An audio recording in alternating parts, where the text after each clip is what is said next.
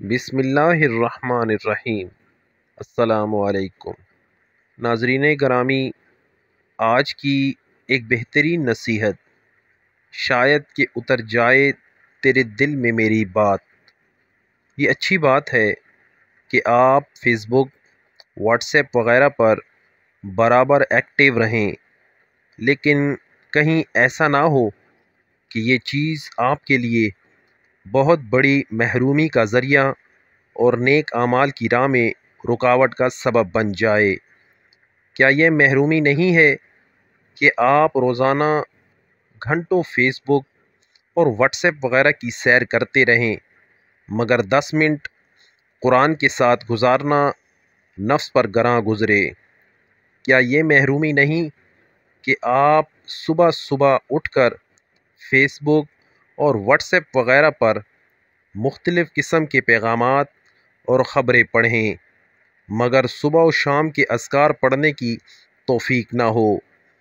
کیا یہ محرومی نہیں کہ آپ دن بھر فیس بک پر دسیوں پوسٹیں پڑھ لیں، مگر چند صفحات قرآن کی تلاوت کرنے اور اسے سمجھ کر پڑھنے کی فرصت نہ ملے؟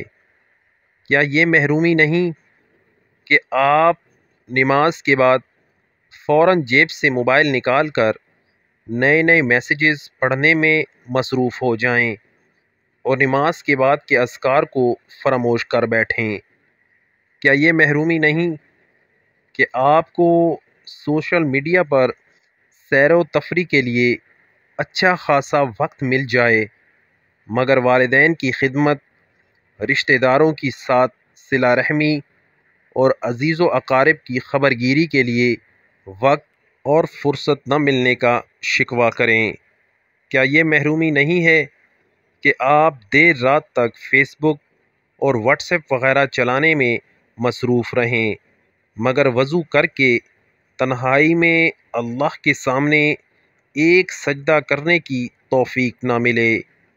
کیا یہ محرومی نہیں کہ اگر انٹرنیٹ 2 دن کے لیے بند ہو جائے تو آپ بے چین و پریشان ہو جائیں، مگر قرآن ہفتوں اور مہینوں بند رہے تو اس کی کوئی فکر نہ ہو؟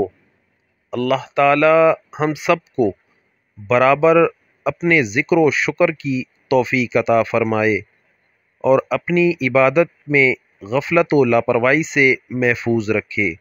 آمین ثم آمین۔